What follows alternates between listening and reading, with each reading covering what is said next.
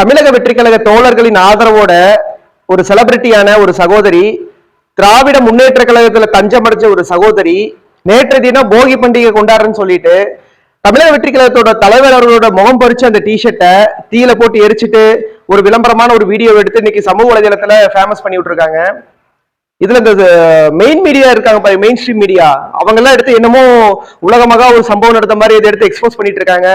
விஜய் முகம் பிரித்த டிஷர்ட்டை எரித்த வைஷ்ணவி அப்படின்னு கேப்ஷன் போட்டு ட்ரெண்ட் பண்ணிட்டு இருக்காங்க.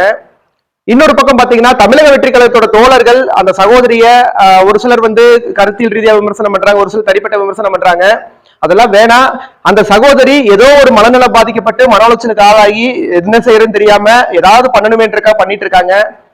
இன்னைக்கு ஆளுகின்ற கட்சி மக்களுக்கு என்ன பண்ணுச்சுன்னு சொல்லி அவங்களால அரசியல் பண்ண முடியாது. ஏன்னா அந்த அளவுக்கு கேடு கெட்ட ஆட்சி நடந்துட்டு இருக்கு. அதனால மக்களை திசை திருப்பதற்காக இந்த மாதிரி பண்டிகை நேரத்துல ஒரு விளையாட்டுத்தனமான வீடியோ மனநலம் பாதிக்கப்பட்டு போட்டிருக்காங்க.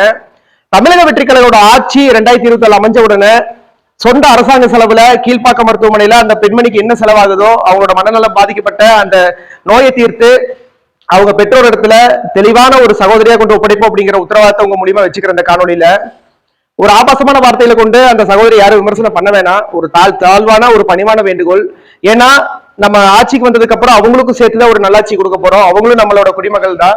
அதனால யாருமே ஒரு ஆபாசமான வார்த்தைகளால விமர்சனம் பண்ண வேண்டாம். கருத்தியல் ரீதியா விமர்சனம் வைங்க. இது நீங்க எதுவுமே பெருசு பண்ண வேண்டாம்னு ஒரு ரெக்வஸ்டா இந்த வீடியோல கேட்டுக்கிறேன். எல்லாத்துக்கும் நன்றி. ஹாப்பி பொங்கல். தமிழக வெற்றி கழக தோழர் எல்லாத்துக்கும் பொங்கல் திருநாள் நல்வாழ்த்துக்கள்.